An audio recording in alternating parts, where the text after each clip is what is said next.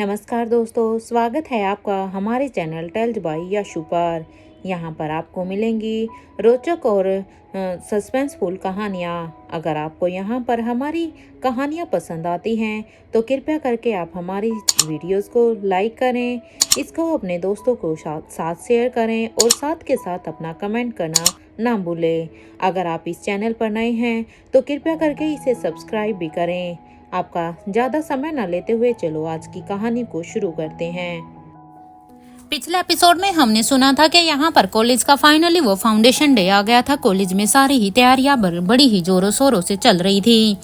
इधर कभी नालिशा जल्दी से अब अपने कमरे से रेडी होकर अब वो नीचे ग्राउंड फ्लोर पर आ रही थी, तभी उन्हें बड़ी रानी के भाई के पीछे से आवाज सुनाई देती है।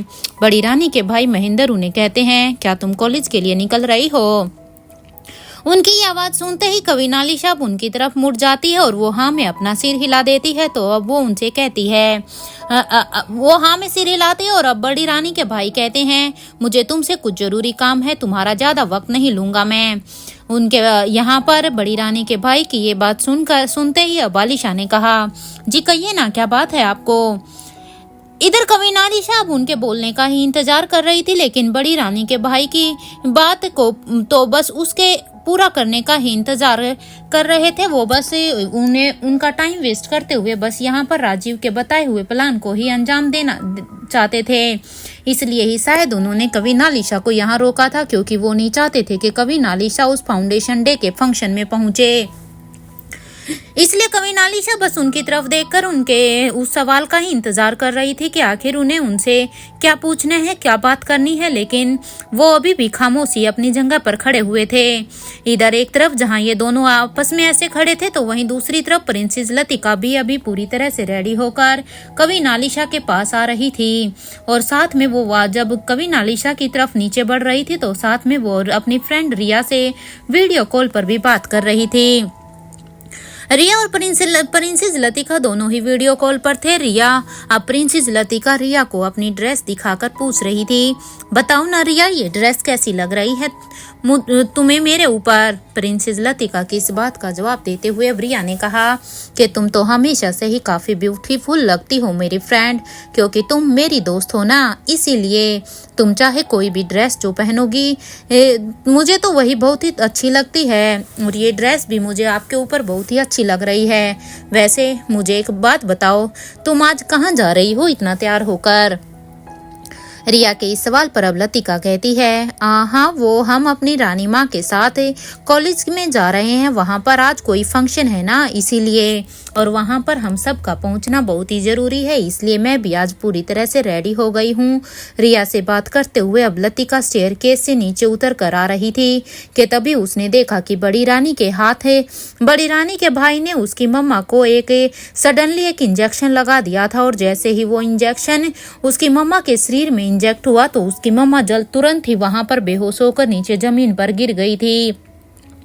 प्रिंसेस लतिका ने उन्हें इंजेक्शन को इंजेक्ट करते हुए देख लिया था, क्योंकि जब कवि नालिशा उनके बोलने का इंतजार कर रही थी तो तभी बड़ी रानी के भाई ने ना आओ देखा ना ताओ, क्योंकि अगर वो यहाँ पर कवि नालिशा को और ऐसे ही चुपचाप रोके रखता तो शायद कवि नालिशा को उसके ऊपर शक हो जाता। इसलिए इससे पहले अब वो कुछ भी बोल पाती, तभी बड़ी रानी के भाई ने जल्दी से अपनी पॉकेट से एक इंजेक्शन निकाला जिसे खुद राजीव गुलेरिया ने उसे दिया था।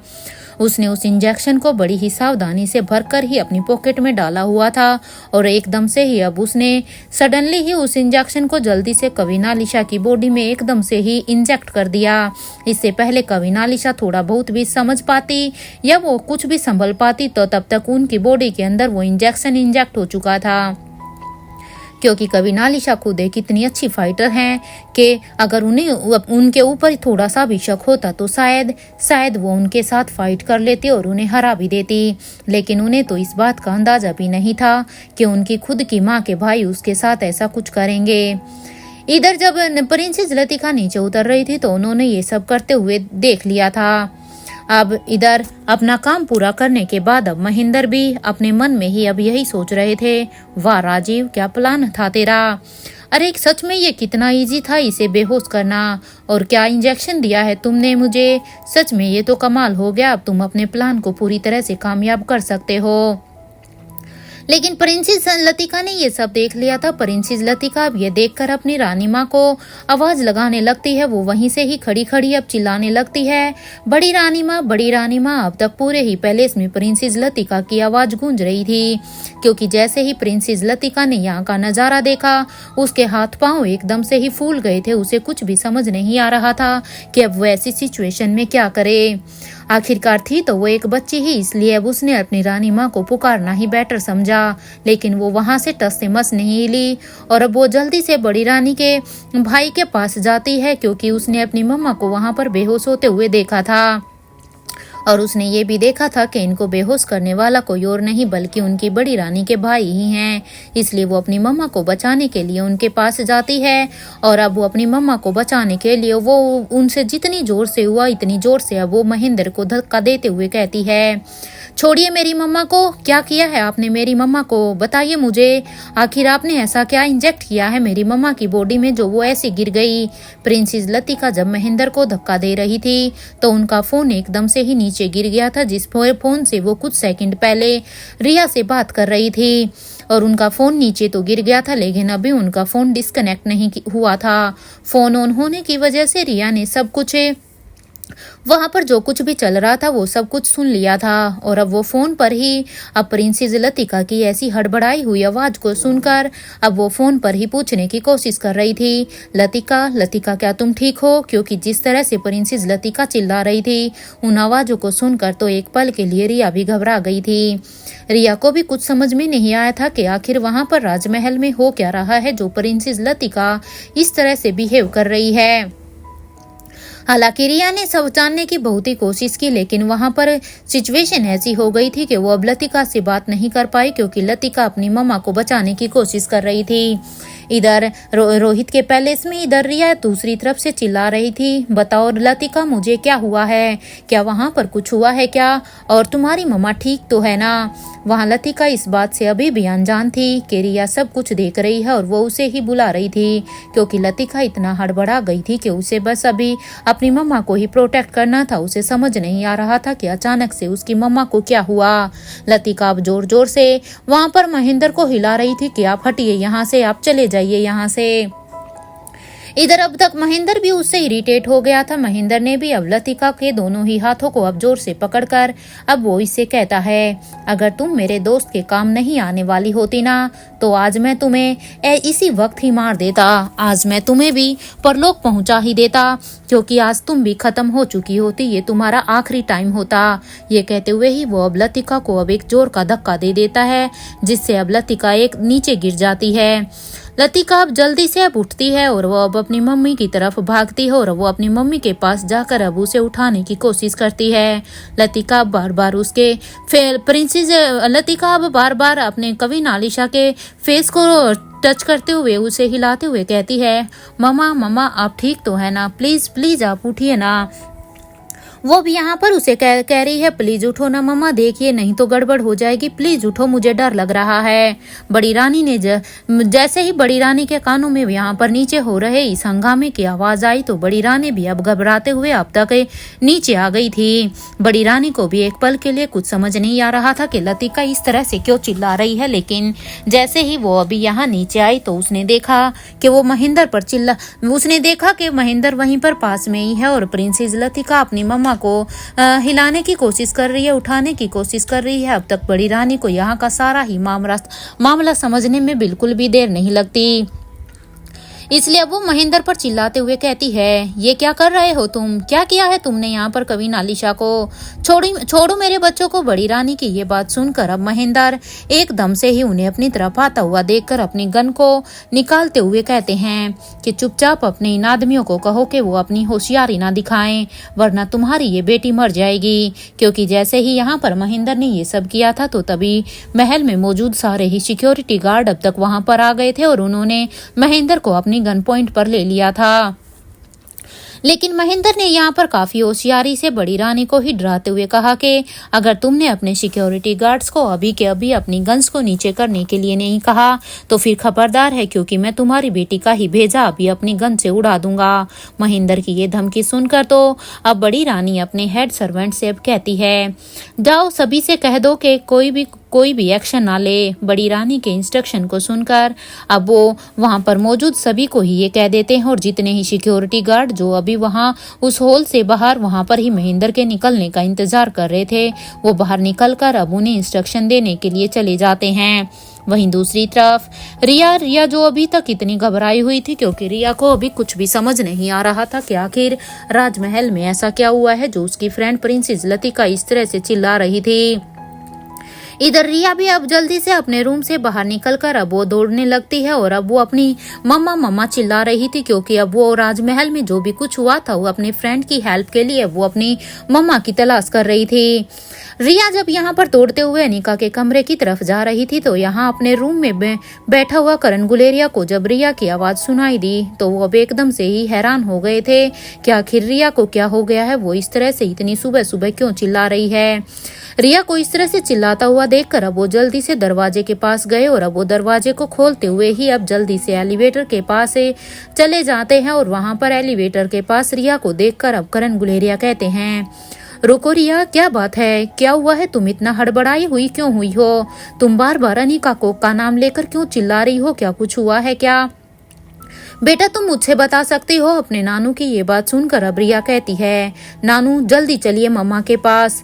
अब वो वही कुछ कर सकती है। रिया को पकड़कर अब करण गुलेरिया कहते हैं, पहले अपने नानू की बात तो सुनो, पहले मुझे बताओ कि क्या हुआ है। जब तक तुम्हारे नानू को पूरी बात नहीं पता होगी तब तक तो मैं भी तुम्हारी कोई भी हेल्प नहीं कर सकता। अब तक रिया के चिल्लाने से वहां पर रिया और करण के पास सभी आ गए थे। रिया को अब ऐसे पैनिक करता हुआ देखकर अब सभी उससे पूछने लगे थे कि क्या हुआ है बेटा, बताओ ना हमें क्या हुआ है, तुम इतना पैनिक क्यों कर रही हो। सबकी बातों को सुनकर अब रिया कहती है, लतिका की मम्मा को राजमहल में कुछ हो गया है, मुझे अपनी बेस्ट फ्रेंड को सेव करना है, क्योंकि राजमहल में कुछ तो ऐसा हुआ है जिससे उनकी जान खतरे में है। करण गुलेरिया ने रिया को की ये बात सुनते ही अब वो बिल्कुल ही हैरान हो गए थे कि आखिर राजमहल में अब क्या हो गया। लेकिन अब वो रिया को शांत करते हुए कहते हैं, पहले तुम शांत हो जाओ मेरे बच्चा और एक गहरी लंबी सांस लो, क्योंकि अगर तुम ही खुद इस तरह से पैनिक करोगी तो कैसे चलेगा।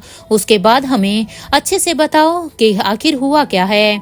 अब अपने नानू की ये बात सुनकर अब रिया थोड़ा सा सांस लेती है और अब वो थोड़ा सा अपने पैनिक को कम करते हुए कहती है, नानू मुझे लगता है कि राजमहल में मेरी बेस्ट फ्रेंड्स और उनकी मम्मा दोनों ही किसी प्रॉब्लम में है। रिया की ये बात सुनकर अब करण गुलेरिया कहते हैं कि एग्जैक्ट क्या हुआ है, आप मुझे वो बताओ कि आप सच में क्या श्योर हो कि वहां पे कुछ ऐसा हुआ है, कहीं तुम्हें कोई गलत फहमी तो नहीं हुई है। अब करण गुलेरिया की ये बात सुनते ही अब रिया हाँ में अपना सिर हिला देती है और कहती है, हाँ नानू मैं 100% श्योर हूँ कि राजमहल में कुछ तो गलत हुआ है। करण गुलेरिया भी अब रिया की ये बात सुनकर अब रिया से कहते हैं, ओके तुम टेंशन मत लो, अपने नानू पर विश्वास रखो, आपके नानू उन दोनों को कुछ भी नहीं होने देंगे, आई प्रॉमिस यू। आप अपने नानू की ये बात सुनकर अब रिया कहती है, पक्का नानू। तो ये सुनते ही अब करण गुलेरिया हाँ में अपना सिर हिला देते हैं। करण अब अपने सामने खड़ी हुई रेखा मूर्ति से कहते हैं कि आप बच्चों को संभालिए, क्योंकि इस समय बच्चों को आपको ही संभालना होगा। ये सुनते ही अब रेखा मौसी भी हाँ में अपना सिर हिला देती है और अब वो रिया के कंधे पर अपने दोनों ही हाथों को रखकर कहती है, रिया आप टेंशन मत लो। और वो आर्यन और अलेक्जेंडर को भी कहती है कि चलो अब सब यहाँ से आपके नानू सब संभाल लेंगे ना, अब आपने बता दिया है ना अपने नानू को। रेखा मौसी के साथ आयशा मारवा भी अब बच्चों के साथ जाने लगती है, लेकिन सावित्री अभी भी अपनी जगह पर ही खड़ी कुछ सोच रही थी। वो अच्छी तरह से जानती थी कि राजमहल की प्रोटेक्शन की जिम्मेदारी उसकी भी है, क्योंकि वर्षों से राजमहल को प्रोटेक्शन किंग के द्वारा ही तो दिया जा रहा है। लेकिन अब वो यहाँ आयशा मारवा को ऐसे अकेले छोड़कर भी तो नहीं जा सकती थी। वहीं करण गुलेरिया अब जल्दी से अपनी पॉकेट से अपना फोन बाहर निकालते हैं और फिर अब वो बिना टाइम वेस्ट किए कैलाश अधिकारी का नंबर डायल कर देते हैं, क्योंकि करण गुलेरिया ये बात अच्छे से जानते थे कि अब शायद कैलाश अधिकारी ही इस काम में उसकी हेल्प कर सकते हैं। कुछ ही देर की रिंग के बाद जब सामने से हेलो की आवाज आती है तो अब करण गुलेरिया कैलाश अधिकारी को कहते हैं, तुम कहाँ पर हो इस वक्त। करण गुलेरिया का ये सवाल सुनकर अब कैलाश अधिकारी कहते हैं कि मैं राजमहल के बाहर रानी साहिबा के आने का इंतजार कर रहा हूँ। वो क्या है ना कि आज उन्हें कॉलेज जाना है तो मैं उन्हें ही लेकर वहां पर कॉलेज के उस फाउंडेशन डे में जाऊंगा। कैलाश अधिकारी की ये बात सुनकर अब करण गुलेरिया कहते हैं कि मेरी बात ध्यान से सुनो कैलाश, तुम राजमहल पर अपनी नजर बनाकर रखो क्योंकि अंदर आलिशा की जान को खतरा है। अंदर कुछ तो ऐसा हुआ है जो नहीं होना चाहिए। करण की ये बात सुनते ही अब कैलाश अधिकारी एकदम से ही शौक हो जाते हैं। अब वो कहते हैं ये क्या कह रहे हो तुम? यहाँ तो अब तक तो सब कुछ ठीक ही था और तुम्हें ये इन्फॉर्मेशन किसने दी है कि अंदर आलिशा की जान को खतरा है? कैलाश अधिकारी की इस बात पर अब करण गुलेरिया कहते हैं वो बातें अभी बताने का टाइम नहीं है, ये सब मैं तुम्हें बाद में बताऊंगा। अभी तुम वही करो जो मैं तुम्हें बोल रहा हूँ। और हाँ, अपने आदमियों को चौकन्ना रहने के लिए भी कह दो। ये सुनते ही अब कैलाश अधिकारी ने कहा कि ठीक है फिर। ये सुनते ही अब करण गुलेरिया ने भी अब अपना फोन डिस्कनेक्ट कर दिया और वो अपने रूम में जाने ही वाले थे कि तभी मयूर गुलेरिया ने उनसे कहा, करण अंकल, मैं भी अब आपके साथ चलूंगा। पता नहीं वो कैसे लोग होंगे और रानी साहिबा को आपकी मदद भी नहीं, और पता नहीं रानी साहिबा की आप मदद भी कर पाओगे या नहीं। और अगर रानी साहिबा का खुद ऐसा हाल है तो शायद वो भी कोई मदद ना कर पाए, तो किसी को तो आपके साथ होना चाहिए ना आपकी मदद करने के लिए। मयूर की ये बात सुनकर अब वहां पर क्योंकि आकाश भी आ जाता है, इसलिए अब आकाश भी कहता है हाँ पापा, मैं भी आपके साथ चलूंगा। और वैसे भी मिसिज अंजलि मल्होत्रा जब किडनैप हो गई थी तो रानी साहिबा ने हमारी बहुत ही मदद की थी, तो हमारा भी उनके प्रति कुछ फर्ज बनता है कि जब आज उनके ऊपर मुसीबत है तो हम सबको एकजुट होकर उनकी हेल्प करनी चाहिए। आज जब उन्हें हमारी जरूरत है तो हम भी अब पीछे नहीं हट सकते हैं। आकाश और मयूर गुलेरिया की रिक्वेस्ट को सुनकर अब करण गुलेरिया भी हाँ में अपना सिर हिला देते हैं और वो दोनों से ही कहते हैं कि जाओ जाकर जल्दी से चेंज कर लो और हाँ, अपना मास्क जरूर पहन लेना क्योंकि किसी को भी तुम्हारी आइडेंटिटी के बारे में पता नहीं होना चाहिए, क्योंकि मैं नहीं चाहता कि कोई भी तुम्हें तुम्हारे फेस से जाने कि आखिर तुम कौन हो। करण गुलेरिया की ये बात सुनकर अब दोनों ही हाँ में अपना सिर हिला देते हैं और फिर वो सभी रेडी होने के लिए अपने अपने रूम में चले जाते हैं। वहीं अपने रूम में अलेक्जेंडर अभी यही सोचता है कि क्या उसे भी अपने नानू के साथ जाना चाहिए, क्योंकि मैं राजमहल के हर एक सीक्रेट दरवाजे के बारे में अच्छी तरह से जानता हूँ। अगर मैं अपने नानू के साथ जाऊंगा तो शायद मैं उनकी राजमहल तक पहुँचने में किसी तरह की कोई मदद कर सकता हूँ। कुछ तो मुझे क्रिस्टोफर डैड ने वहां पर राजमहल के सीक्रेट्स दरवाजों के बारे में बता दिया था, तो कुछ मुझे बड़ी ने बताया था, तो शायद इससे मेरे नानू की वहां पर जाने में कोई मदद हो जाएगी। यही सोचते हुए अब आर्यन अलेक्जेंडर और रिया से कहता है कि तुम दोनों यहीं रुको, मैं बस आता हूँ। अलेक्जेंडर की ये बात सुनकर अब आर्यन और रिया दोनों ही पहले तो उसे घूर घूर कर देखते हैं कि ऐसे पैनिक समय में अब अलेक्जेंडर उनसे ऐसे क्यों बोल रहा है, आखिर अब वो कहाँ जा रहा है। लेकिन फिर वो दोनों ही अब धीरे से अलेक्जेंडर के पास आकर कहते हैं कि तुम भी राजमहल में जाना चाहते हो क्या नानू की हेल्प करने के लिए, क्योंकि वो दोनों अच्छी तरह से जानते थे कि अलेक्जेंडर का उस राजमहल के साथ कैसा रिश्ता रहा है, क्योंकि जब अलेक्जेंडर 6 साल तक का था तब तक उसने अपना बचपन वहीं पर ही बिताया था। इसलिए अब उन्हें अलेक्जेंडर के इस एक्शन से पता चल जाता है कि हो ना हो अलेक्जेंडर वहीं नानू के साथ ही जाना चाहता है। इसलिए अब उन दोनों ने डायरेक्टली ही उससे पूछ लिया था। अपने भाई बहन की ये बात सुनकर अब अलेक्जेंडर ने दोनों को एक इम्प्रेसिव लुक दिया और फिर उसने हाँ में अपना सिर हिला दिया। अलेक्जेंडर के इस रिएक्शन पर अब दोनों ही बस फटी हुई आंखों से ही बस उसे ही देख रहे थे कि सच में अलेक्जेंडर के दिमाग में क्या चल रहा है। तभी अब रिया ने अलेक्जेंडर से कहा, तुम्हें पता है हमें नानू अपने साथ नहीं लेकर जाएंगे, तो तुम क्यों ये कोशिश करना चाहते हो, क्योंकि नानू कभी भी नहीं चाहेंगे कि हम तीनों में से कोई भी इस समय राजमहल में मौजूद हो। रिया की ये बात सुनकर अब अलेक्जेंडर चुटकी बजाते हुए कहते हैं कि आइडिया, अब तुम दोनों मेरी बात ध्यान से सुन लो क्योंकि इसके बारे में मैंने सोच लिया है। अब रिया और आर्यन दोनों ही अब कुछ देर तक अलेक्जेंडर की बात को सुनकर कहते हैं, ये तो बहुत ही अच्छा आइडिया है, आई थिंक ये पूरी तरह से कामयाब भी होएगा। I love it. चलो इससे पहले कि कोई हमें देख ले, हमें भी पूरी तरह से रेडी हो जाना चाहिए। वहां अब तक अपने रूम में करण गुलेरिया, आकाश गुलेरिया और मयूर ये तीनों ही पूरी तरह से रेडी हो जाते हैं और वो फिर तीनों ही अपने अपने रूम से निकलकर नीचे बेसमेंट की तरफ जाने लगते हैं। कुछ ही देर में वो तीनों ही अब बेसमेंट में आकर एक गाड़ी में बैठ जाते हैं और अब वो तीनों इस बात से अभी भी अनजान थे कि उनकी गाड़ी की डिग्गी में तीनों ही बच्चे वहां पर छिपे हुए थे। यहाँ आर्यन अभी रिया से कह ही रहा था कि थोड़ा सा अंदर चलो, हम दोनों को भी बैठना है। ये सुनते ही अब रिया उसे घूर घूर कर देखती है, लेकिन वो जानती थी कि अगर उसने अभी यहाँ आवाज की तो उसके नानू और दोनों मामू को उनके तीनों के ही यहाँ होने का पता चल जाएगा और हो सकता है कि फिर वो तीनों ही इन्हें ना लेकर जाएं। इसलिए कुछ ही देर में वो तीनों भी अब डिग्गी में जैसे तैसे एडजस्ट हो जाते हैं और यहाँ करण गुलेरिया भी अपनी गाड़ी को तेजी से राजमहल की तरफ अब दौड़ाने लगते हैं। वहीं दूसरी तरफ अपने पैलेस में इधर रोहित स्वाति का दिया हुआ वो रोबोट सूट पहन लेता है और अब वो अपने मन में ही सोचता है कि उसने जिस वजह से कॉलेज को ज्वाइन किया था आज उसका वो मकसद एटलीस्ट पूरा हो जाएगा, क्योंकि आज फाइनली वो दिन है कि आज वो उस बेसमेंट में जाकर वहां पे क्या है क्या नहीं उस बात के बारे में जान पाएगा। रोहित अभी अपने ख्यालों में यही सोच ही रहा था कि तभी किसी ने उसके रूम के दरवाजे को नॉक किया। रोहित जानता था कि इस वक्त उसकी स्वाति माँ ही होगी, क्योंकि इस वक्त किसी और के आने का उसे अंदाजा ही नहीं था। रोहित अब जल्दी से दरवाजे को खोलते हुए कहता है, मैं रेडी हूँ, क्या आप तैयार हैं? रोहित की ये बात सुनकर अब स्वाति मल्होत्रा कहती है, हाँ मैं भी पूरी तरह से तैयार हूँ, मेरे ख्याल से अब हमें यहाँ से निकलना चाहिए। स्वाति मल्होत्रा की ये बात सुनकर अब रोहित ने भी कहा कि गरुड़ को आपके ऊपर शक तो नहीं हुआ ना, कि आपको पता है ना कि मैं कहाँ हूँ? कहीं ऐसा ना हो कि उस गरुड़ को आपके ऊपर शक हो गया हो और फिर वो वहां पर मेरे नानू को जाकर वो सारी ही बातें ना बता दें, इसलिए कि आप छिपके ही आए हैं ना। रोहित की ये बात सुनकर अब स्वाति मल्होत्रा कहती है, नहीं मुझे नहीं लगता कि उसे कुछ भी पता चला है, और वैसे भी काफी दिनों से तो मैं इसे सूट को बनाने में ही लगी हुई थी। स्वाति मल्होत्रा की ये बात सुनकर अब रोहित कहता है कि ठीक है फिर चलिए जल्दी से। इसके बाद स्वाति मल्होत्रा और रोहित दोनों ही एलिवेटर से सीधा ही नीचे बेसमेंट में आ जाते हैं और फिर वो दोनों ही अपनी गाड़ी में बैठ जाते हैं। स्वाति मल्होत्रा ने अब तेजी से अपनी गाड़ी को कॉलेज की तरफ ले लिया था। वहाँ पेरिस के कॉलेज मैनेजमेंट में इधर रिहर्सल हॉल में केल्विन और अनिका दोनों ही अभी प्रैक्टिस कर रहे थे, क्योंकि उनकी टर्न अब जल्दी से आने वाली थी। जब उनकी प्रैक्टिस पूरी हो गई थी तो मोनिशा ने दोनों के लिए ही क्लैपिंग करनी शुरू कर दी।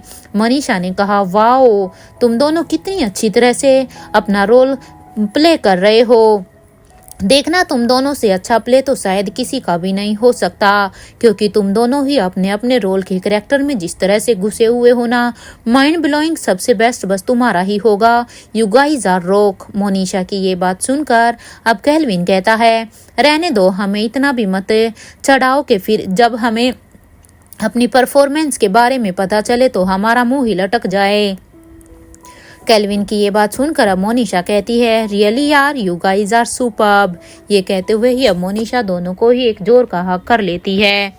मोनिशा आप दोनों को हक करते हुए कहती है, नेक्स्ट मंथ मेरी शादी है और माय स्वीट फ्रेंड्स आप दोनों को मैं पहले से ही इनवाइट कर रही हूँ, इसलिए आप दोनों पहले से ही इनवाइटेड हो। और हाँ, मैं कोई भी बहाना नहीं सुनूंगी, तुम दोनों को आना है। और मैं तो सोच रही थी कि मैं हमारे उस HOD को भी इन्वाइट करना चाहती हूँ, लेकिन वो तो काफी वक्त से नहीं आए हैं कॉलेज में। मोनिशा की ये बात सुनकर अब अनिका उसे कॉन्ग्रेचुलेशन कहती है और अब वो उसे कहती है कि who is the lucky guy जिससे तुम शादी करना चाहती हो। ये सुनते ही अब मोनिशा कहती है कि that's I don't know, because मेरी मॉम और डैड ने उसे मेरे लिए चूज किया है, मैंने अभी उसे देखा नहीं है। मोनिशा की बात का इससे पहले कि अनिका कोई भी जवाब देती कि तभी उसकी नजर अब सामने खड़े हुए केल्विन पर जाती है, जो तो उसका चेहरा अभी मुरझाया हुआ था।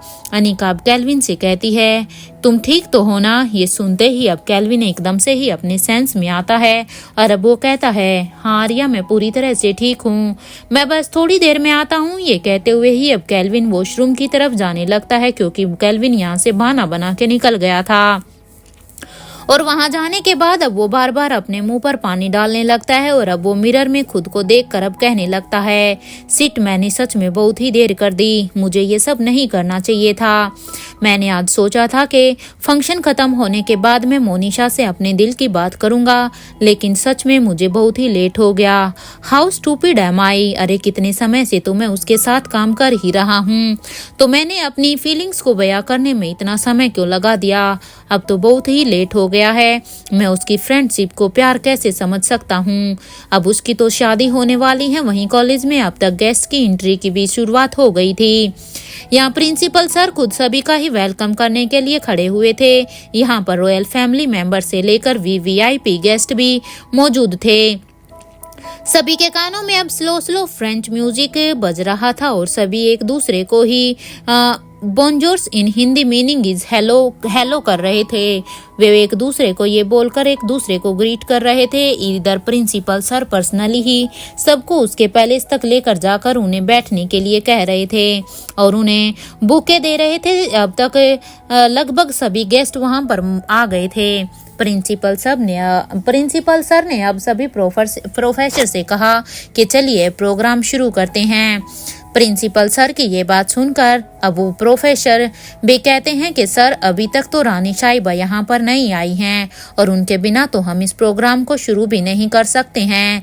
प्रोफेसर्स की ये बात सुनकर अब प्रिंसिपल सर कहते हैं, हाँ ये क्या कह रही हो तुम? तो अब तक तो रानी साहिबा को यहाँ पर आ जाना चाहिए था। इससे पहले तो उन्होंने कभी भी ऐसा नहीं किया, क्योंकि जब भी कॉलेज में कुछ ना कुछ ऐसा खास दिन होता था तो वो टाइम से पहले ही यहाँ पर मौजूद हो जाती थी।